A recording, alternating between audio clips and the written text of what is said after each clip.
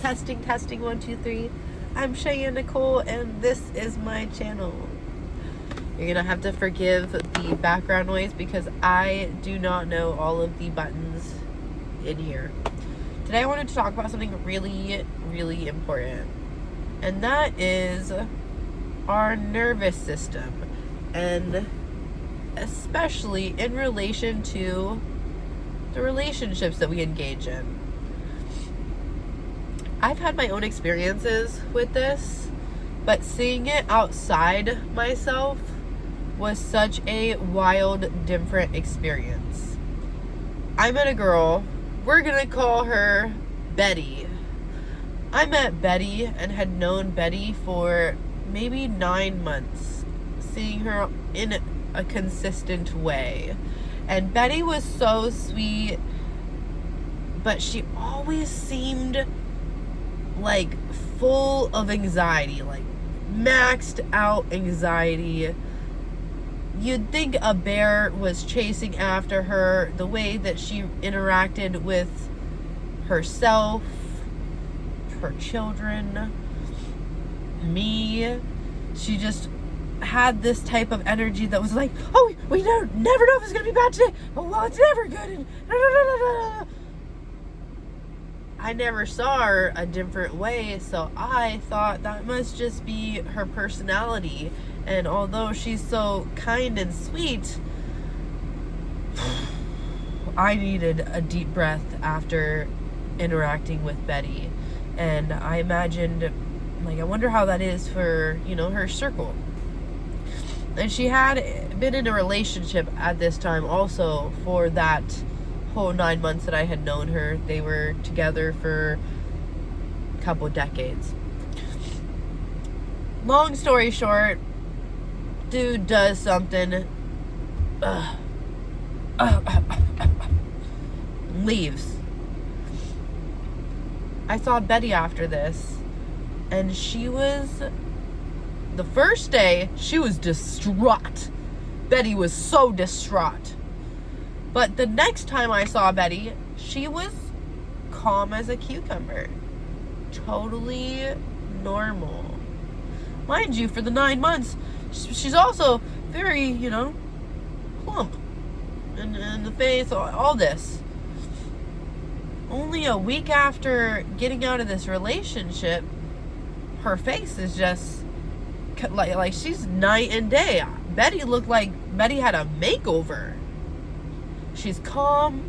I had to say something. I had to tell her, hey, first time I saw her like this, I was like, maybe, I don't know, maybe she did something different. I thought maybe Betty took something that made her like that for the 9 months. And then I thought, when I saw her calm that first day after, I thought, well, maybe she took something different. I see her again the next week. Same calm, cool cucumber. I am just... So I have to speak up. I have to say something. And I say, I've never seen you so calm. It almost is like every single time I've seen you, you've been in fight or flight, which is exactly what Betty was in. Fight or flight. And I think that we don't pay enough attention to the relationships that we're in and how on edge they can make you. And you think, well, I've been with this person for so long, I've invested so much, maybe I've spent so much money. This goes both ways, men and women,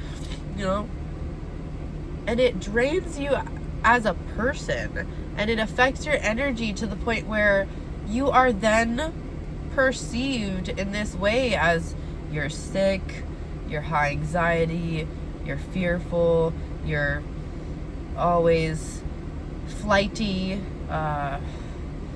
you're always screaming or yelling, crying, over apologizing, drained, the life's gone from your eyes, you got a high cortisol built up, got the cortisol belly. Maybe you sit in your car every single day, dreading going inside. These are all just symptoms that are telling you, hey, your nervous system is severely dysregulated. You are living in fight or flight. And that was something that I didn't really have an understanding. I didn't know what fight or flight was until my own studies on myself in a relationship. But to see it outside of myself with Betty and to actually see what that looks like, choose you. Choose you. And if you're in a relationship and you're constantly in fight or flight, you're not choosing that other person either. You're choosing this made up fairy tale BS that doesn't even exist. And if you can believe so strongly in this made up fairy tale BS that doesn't exist, that's rotating around something that also does not exist, then you might as well make up a crazy fantasy of, maybe I want to be a model or a doctor or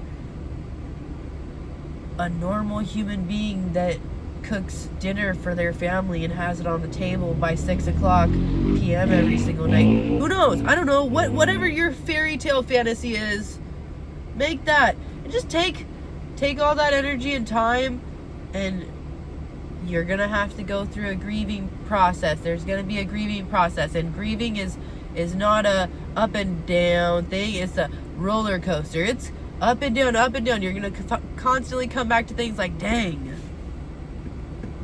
I really abandoned myself all those times. And we're really gonna work, like I said, on this new channel. The focus is gonna be awareness. Awareness hurts at first. At first you feel smacked, like, dang, Tom really ran off with Sally, and we had 20 years in the everything, you know. Awareness hurts at first, but then it is literally the freedom that is at your disposal. The key is in your pocket to get out of that jail, that hellhole, to break free and at least come up with a different fairy tale fantasy, or just live your regular life, not in survival mode. Anyways, that's all I have to say about that. I love you guys so much.